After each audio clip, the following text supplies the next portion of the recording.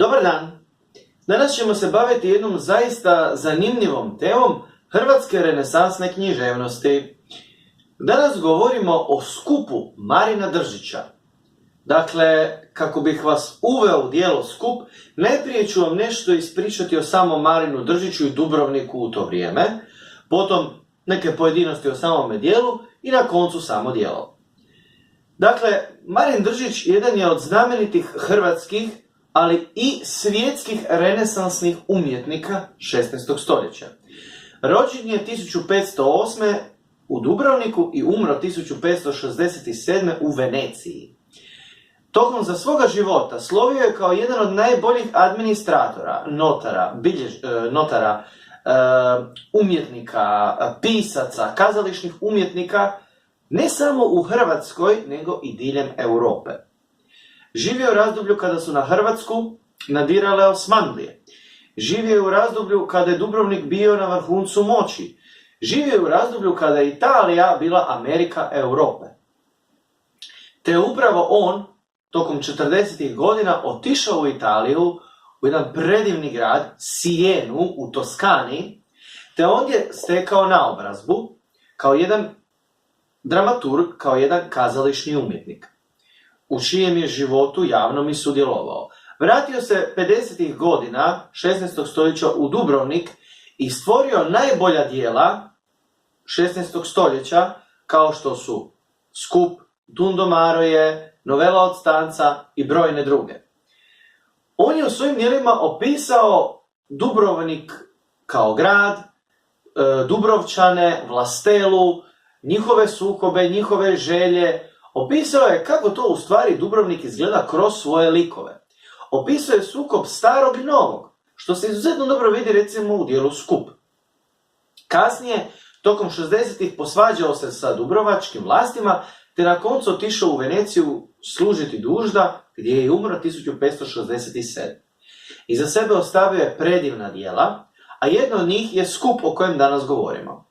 Skup je pisao 50. godina i izveo se prvi put 1555. Samo sekunda. Dakle, na svadbi Saba Gajčina. Ispričavam se, treba mali podsjetnik zbog tih imena. Kada je on to izveo, djelo je u potpunosti imalo, po mom mišljenju, barem 6 činova, no sačuvani su samo 5 i prolog. On je uveo tu brojne likove, kao što su Camilo, Adriana. Oni su predstavnici novih Dubrovčana, jedne nove klase koja se uzdiže, a s druge strane tu imamo Skupa, Dobru, Niku, Zlatnog kuma, koji su predstavnici starih Dubrovčana koji su imali nekakve starije vrednote.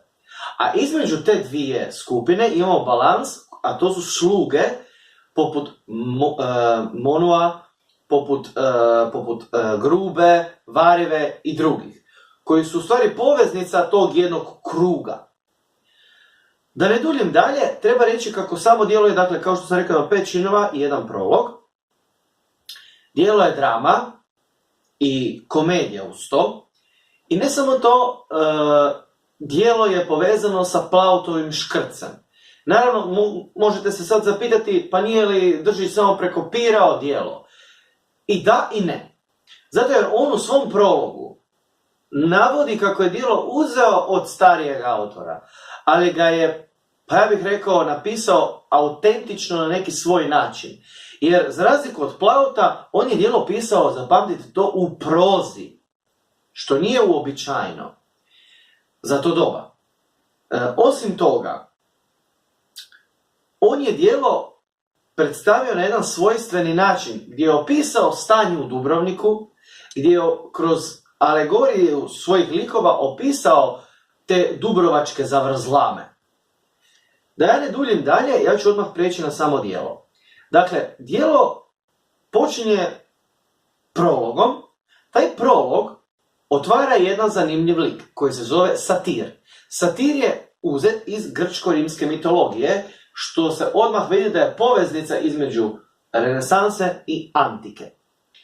Dakle, uzevši ga, satir je krenuo pjevati. Govori najprije kako ovu predstavu izvode njarnasi, dakle jedna dubrovačka skupina glumaca iz 16. stoljeća.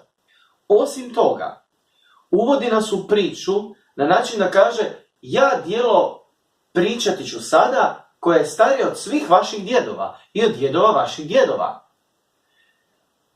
Naravno, on govori i o tome kako samo djelo kreće. Govori o starcu koji je našao blago pa je sad pošašavio. Govori nam u tom prologu, između redaka se to jasno da iščitati, o problemima dubrovačkog društva. O tome kako brak na mediteranski način, o čemu ću kasnije reći nešto, utječe na te ljude, o tome kako nekakve stare vrednote utječu na te ljude, te kako mladi ljudi to gledaju i što oni čine s time. Primjećuje se sukob starog i mladog. Krećemo na prvi čin. Dakle, na prvom činu na pozornici imamo dvije sluškinje, Grubu i Varjevu. Oba dvije su služavke svojih gospodara. Varjeva je služavka Skupa, a Gruba je pak služavka Džive. One dvije razgovaraju o tome kako je Skup čudan i kako nekakve čudne stvari se dešavaju u njegovoj obitelji. Kaže Gruba, evo draga moja, ja sam otišao neki dan po oganj i čovjek mene istjeraše iz kuće, stvarno nije normalan. A ova na to, meni govoriš pa ja radim s njime, joj znam, totalno je nenormalan lik. I onda kreće rasprava o Adrijani i govori se, naravno, Varjeva govori, pa gledaj, ona se mora udati za nekog starog jer otac ne želi dati miraz. Ovdje imamo dva problema, prije nego li nastavim priču. Brak na mediteranski način i mirazi Dubrovnika. Naime, brak na mediteranski način znači da cura ima 16, a muž 32 godine. To nije bez veze. Muž jednostavno nije prije stigao nabaviti imanje i osamostaliti se. Čujte, danas vama treba nekoliko godina da vi steknete nešto. A cura sa 16 je idealna, zato jer, evo to vidite, ona ipak se nije, do tad se bila je nevina, nije nikakve probleme izvodila i donijet će nekakav miraz. Tu dolazimo do drugog problema. Imalo se viška djece, bilo je jednostavno više djece. I ako ste vi iskeširali miraz za prvu ili drugu kćer, vi za treću jednostavno niste imali novaca. I tu se pojavlja problem što raditi s tim djevojkama koje se tada žene. Poslati ih u samostan ili tražiti da se ugovor napiše, predbračni, ne želimo dati miraz. Skup je imao tu kćer Adrijanu, ne znamo da li je imao nekakvu stariju ili mlađu, ali znamo da kad je dao svoju kćer za zlatnog kuma, da je tražio da se ugovor napiše, nema miraza.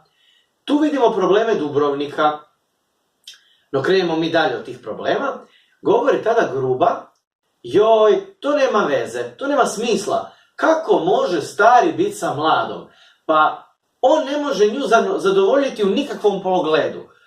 Osim toga, pa on samo mjauče, stvara nekakve probleme, čangrizav je, pa ja se ne bi udala za starijega, pa nema Boga da me na to natjera. A ova druga služavka govori, da, nema Boga da te to natjera, ali opet ona to mora jer to njen otac želi, jer ne želi dati ovo, jer ne želi dati ono. A onda Grubo pak kaže, i Varjeva se s njom slaže, a što to vrijedi kad ona uzdiše za Kamilom i Kamilo za njom? Oni se vole, a ne mogu biti zajedno. Imamo problem. Naime, Adrijana voli Kamila, Kamilo voli nju, oni se tako, mladi par, vole se, sve super. I kad oni o tome govore, iz daljine se čuje Skupov glas koji viče, alo, Varjeva, pa di si ti više? A ova polako odlazi iz scene, Gruba, kako ne bi morala slušati te svađe. I tada ona opet pjeva tu pjesmicu da nisu mladi za mlade, da nisu mladi za stare, nego mladi za mlade, stari za stare i da se to nema što miješati, jer onda izmiče nekoj kolotečini, nešto je čudno. Tada dolazi Skup na scenu, govori, Varjeva, ljenguzo, pa ti ništa ne radiš, samo iskorištavaš moju dobrotu i moj novac. A ona govori, pa gospodaru, pa odradila sam sve, a što da više radim, pa ne treba po kući čistiti niti da imamo neki trezor da ga moramo skrivati.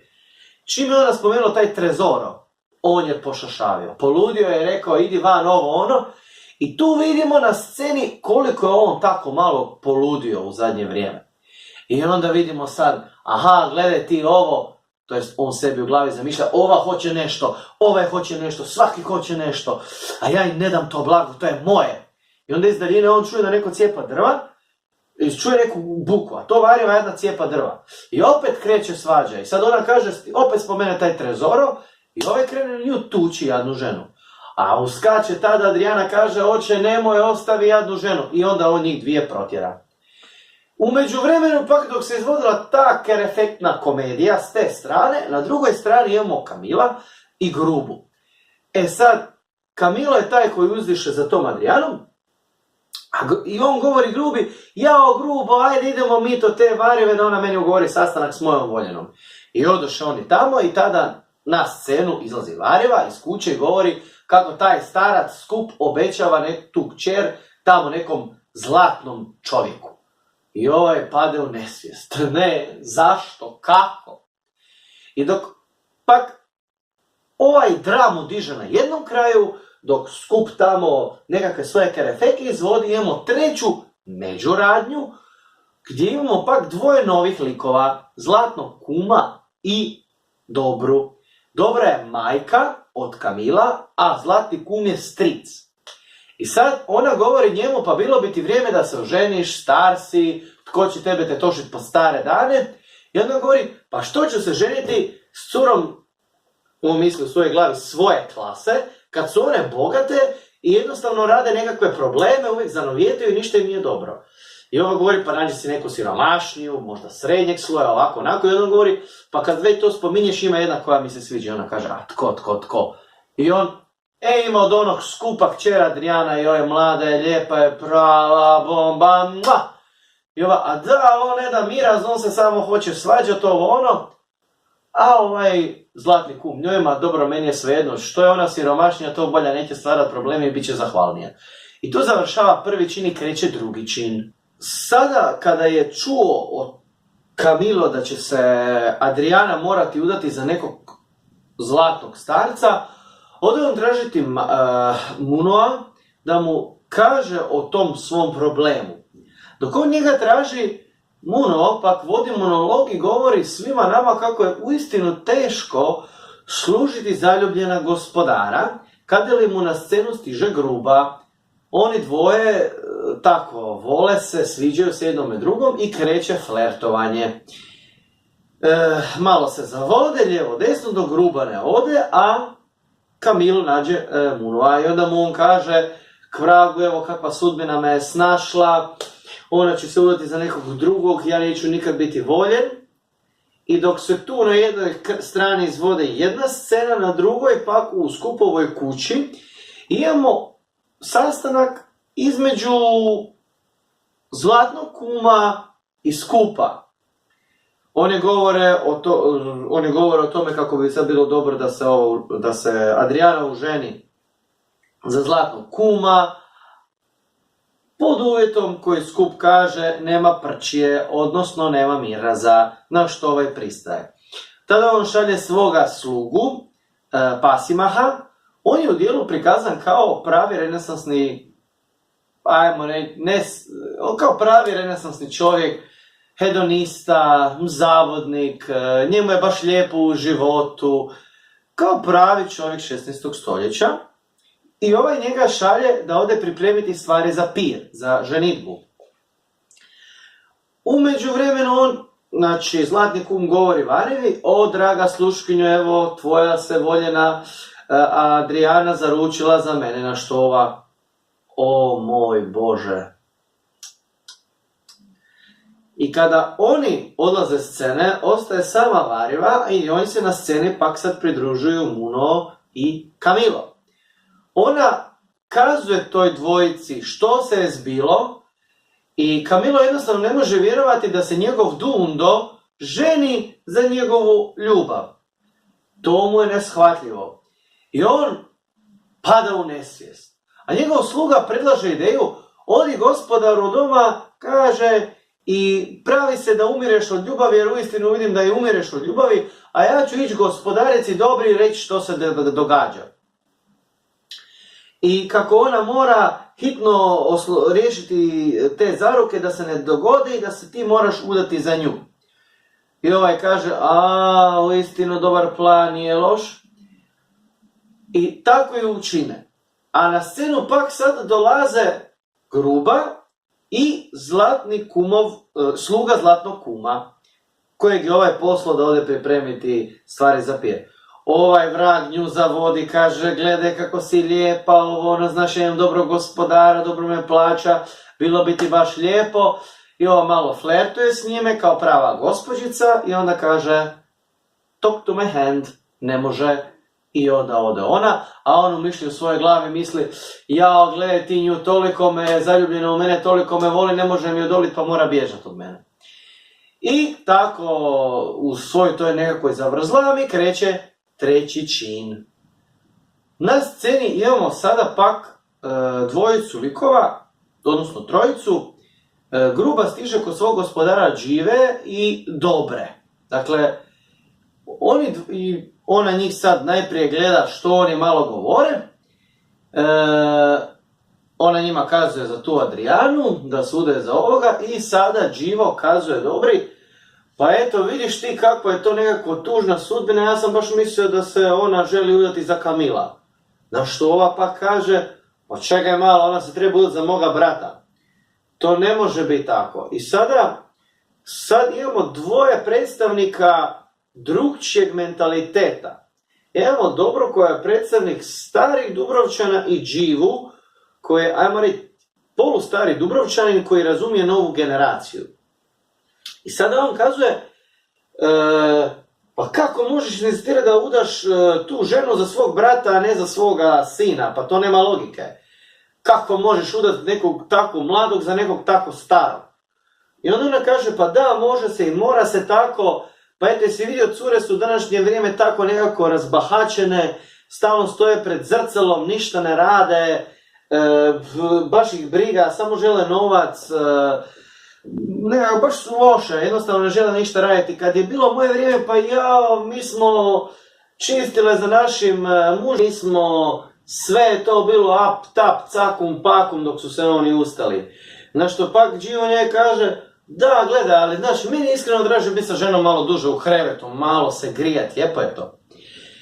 I baš tu vidimo taj sukob jedne i druge strane, kada li između njih uskače Gruba i kazuje, čujte, Dobra, vaš sin uistinu umire od ljubavi i treba doktora, na što ova poludi kaže, ma nema doktora, nema Boga da me na to natjera, nema šanse da će se on udati za tu ženu, Bože, pa njen otac ne da ni kinte za nju. Nakon toga imamo jednu scenu, zaista zanimljivu, najintrigantniju u cijelom dijelu, gdje sada u Skupovu kuću dolaze Pasimah i Drijemalo, i sad oni pak tamo u toj Skupovoj kući jednostavno hoće uzeti stvari, kuhače, pregače i te slične stvari, da pripreme pir. Na što pak s tržnice dolazi Skup koji govori, sve je skupo, niš ne valja. I sad on vidi njih tamo oko ognjišta nešto mute, on poludi, svih protjera iz kuće. I tada na scenu stiže Muno koji malo gleda što se dešava. I on vidi da starac uzima nešto. I gleda on, pa dio ide s tim nečim. I vidi tog starca da on odlazi u crkvu i on u jedan prazan grob stavlja to. I sad, tu završava treći čin i počinje četvrti. Znači, Muno je otišao u tu crkvu, izvadio to što je već bilo i našao zlatnike. Kao da mu je Bog rekao, evo ti vreću zlata, misli on. I sada on odlazi Grubi, govori, udaj se za mene, ova kaže, da čim ćeš me hraniti, s lišćem, s postolama. I ne, imam ja novaca.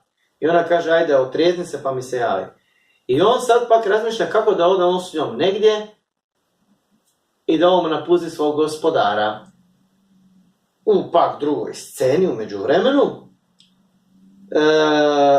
imamo razgovor između Pjerića i Nike. Opet, jedan je predstavnik novih, jedan je predstavnik starih. Pjerić kaže, da, lijepo bi bilo da su mladi za mlade, pogledaj ti kako Kamilo želi biti s ovom, možda biš mu mogao pomoći, na što Niko kaže, ma nema šanse da mu pomognem, ravnodušan sam prema njemu, Daj, molim te, kako mogu sad dvoje mladih da se vole, da se zaljube i to? Pa to je takva glupost. Mislim, on ne može uzdržavati sebe, on jedino što može napraviti dijete i onda ga dati svojim starcima. On treba stasiti i tek onda naći neku curu. Mislim, to je tako glupo da on sad neku tamo nađe. Apsurdno je. Tu vidimo taj brak na mediteranski način, to u njegovoj glavi, taj apsurd koji on ne može razumjeti.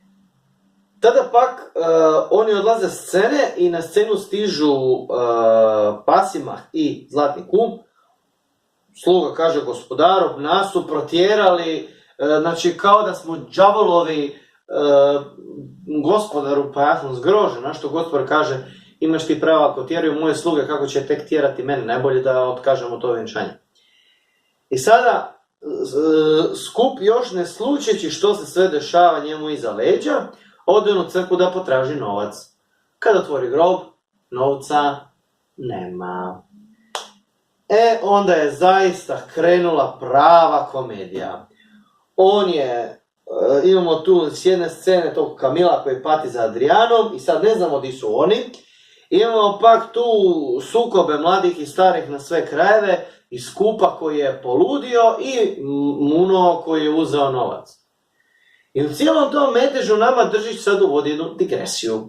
Na scenu dolazi Đivo, koji govori o ljubavi, koji govori o tome kako bi trebali biti jedni za druge, kako bi stvari morale biti puno ljepše. I on čak razgovara sa skupom i Zlatnim kumom i govori im kako bi trebali biti Adriana i Kamilo zajedno, na što je baš ne shvatio što se govori, nastaje cijeli metež. Kada kreće peti čin, kreće i to odmotavanje.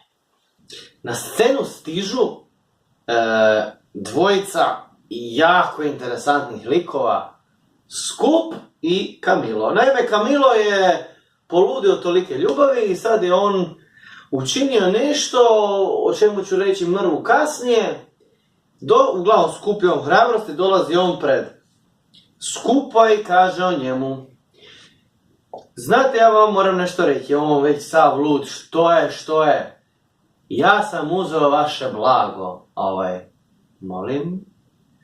Da, ja sam uzeo vaše blago. I njemu, pa dobro, pa vrati mi ga. A ne mogu ga ja vama vratiti. To blago je sad moje i to samo meni pripada. Da sad bude bolje, to je meni oduvijek pripadalo. I sad, molim? Naime, došlo do nesporazuma. Kamilo, kada misli na blago, govori o Adrijani, misli na stvarno svoje blago. I da sad bude gore, Kamilo još rekao da ja Adrijanu volim, ja nju uzimam i ona uzima mene, zajedno uzimamo sve. I u svojoj glavi stvorio urotu, sve uzimaju, ona je uzela novac u mene, on je uzeo s pomoć nje novac od mene. Sad ja tražim pravdu. I ode on. A jedan Kamilo ne shvatja, što je sad? Pa ja rekao, evo, uzeo tebi kćera, ti bi me tužio. Kakva zavrzlama. I da stvar bude sad bolja, Muno želi pobjeći od svog gospodara. Ali Pjerić njega skuži i uzme on njega, vidi da nešto on šuška i odu oni do Kamila da mu kažu da nešto ne štima. Kada pak na scenu stižu trojica njih. Zlatni kum, Skup i Kamilo. Najprije Zlatni kum kaže: ja se ne želim oženiti vašom kćerkom. I sad Skup je u transu. Izgubio sam novac i ženika. I onda Kamilo dolazi pa kaže: ja želim biti iskren s vama. Oženio sam vašu kćerku, ja nju volim i ja želim biti s njome i ne treba me miraz.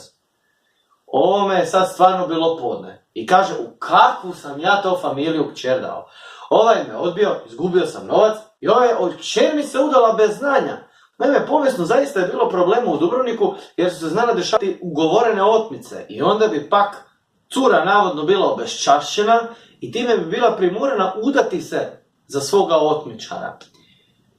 Skup je zaista bio u jednom delirijumu. A da stvar bude bolja, sad dolaze na scenu još dvojica, Pjerić i Muno. Naime, Pjerić je uhvatio Munova, doveo ga pred Kamila i sada je on trebao reći što se dalje desilo. Ali, dragi moji, drama ovdje staje.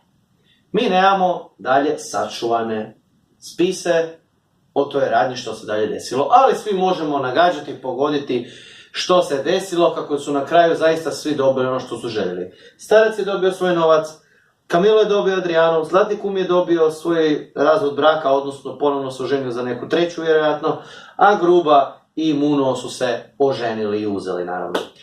Uglavnom, ono što Držić hoće prikazati nama je ta zavrzlama i ti problemi dubrovačkog društva i govori nam kako na koncu zaista ljubav pobjeđuje sve i kako sve završava jednim happy endom. To bi bilo to, dragi moji. Molim vas da se pretplatite na moj kanal, da bacite like ako vam se video dopao i vidimo se dakako u idućem videu. Hvala lijepo i lijepi pozdrav!